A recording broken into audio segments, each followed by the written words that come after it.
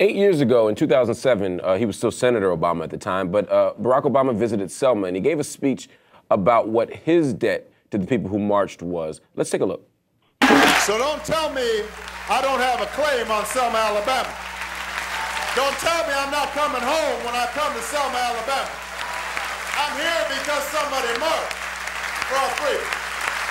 I'm here because y'all sacrificed for me. I stand on the shoulders of giants. I thank the Moses generation. Yes. Woo, he was black that day. Anyway, Jaria, let me go to you.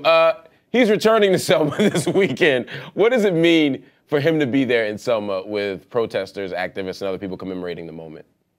I think that this is going to be a special moment in not just American history, but world history. You know, I had the privilege and the honor to serve as President Obama's, Hillary Clinton's, and Bill Clinton's host back in 2007 because I was the queen of the Bridge Crossing Jubilee that year. And let me tell you, that moment, it changed my life. You know, you think you have those moments where you say, oh, it makes your day. But this moment, you know, back in 2007, it made my life. You know, it encouraged me to get through Stillman and to get to the top of my class at Princeton. But moreover, it inspired me to leave Princeton, you know, after having so many job offers in Philadelphia and New York and even overseas, over in Palestine and Israel, studying the Israeli-Palestinian conflict. But I knew that I had to come home to use those gifts and those skills that I acquired at Princeton back home to Selma. And so here I am, a year later after graduating from Princeton, here in Selma, doing the best that I can to lift our people. Absolutely. Ashley? Can I say this to you also, that the highest level of poverty in the state is in Dallas County. 40% unemployment, 60% for youth. Mrs. Boynton's house has been condemned. They want to make it a museum of some sort and rebuild it. People living down the street in shotgun houses without indoor toilet facilities or running water today. Selma could be a model city for removing poverty. If we're grateful to Selma, let's resurrect Selma. Let's do for Selma what Selma's done to the rest of us. In this state, you've got 260 who've lost their right to vote. They've been in jail.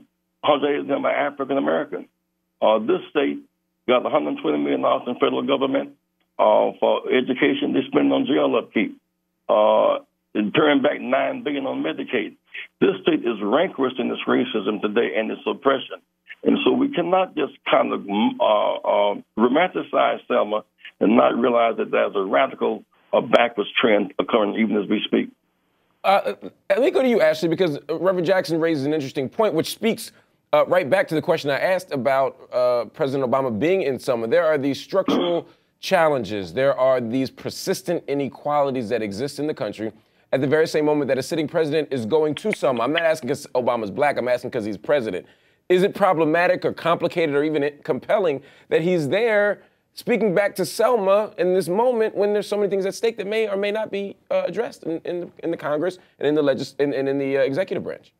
Well, he should come, but he must address Section 4 because we need, and there'll be many congressmen coming who are marching in Selma, but they support Shelby. Shelby is anti-Selma. Shelby is the place where we remove protections of voters from gerrymandering, annexation at large, and road purging. We need to deal with the issue of poverty and racial disparity. Anything less than poverty, racial disparity, and Section 4 being remedied is off the point.